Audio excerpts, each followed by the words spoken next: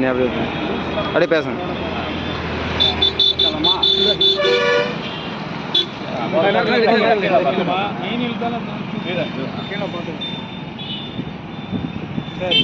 விருதுநகர் மாவட்ட தலைநகரான விருதுநகரிலே கௌசிகா நதியினுடைய அந்த குப்பை மேடுகளிலே நின்று காவிரி, வைகை, திருகுமால், குண்டாறு பாசன விவசாயிகள் கூட்டமைப்பு நிர்வாகிகள் கௌசிகா நதியை பார்த்து கொண்டிருக்கிறோம்.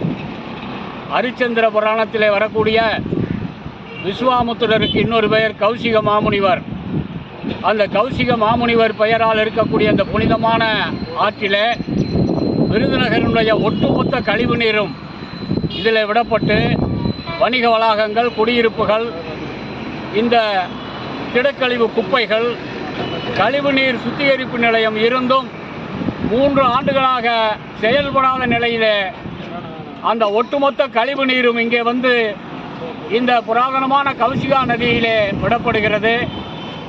இந்த ஆறு வத்திராயிருப்பு மலைகளிலே உருவாகி வடமலைக்குறிச்சி கண்மாய் வந்து அந்த கண்மாய் நிரம்பி இந்த கௌசிகா நதி வழியாக குள்ளூர் சந்தை வரை, அணை வரை செல்லக்கூடிய இந்த வழித்தடம் முழுவதும் குப்பை மேடாக, சாக்கடையாக, கழிவுநீர் தேக்கமாக மாறியிருக்கிறது.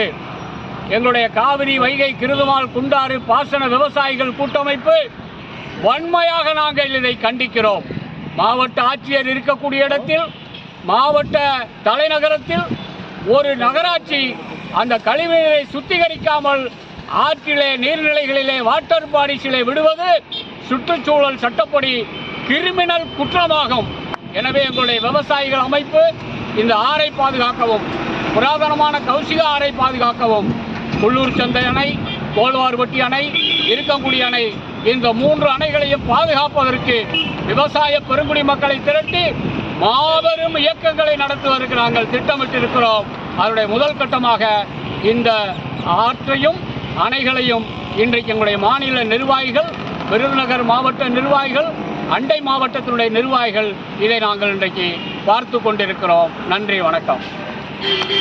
வாங்க, கீழே பார்த்து வாங்க. இது ராம்பாண்டி வரலாறு கொண்டாந்துட்டேன்னா சூப்பர்.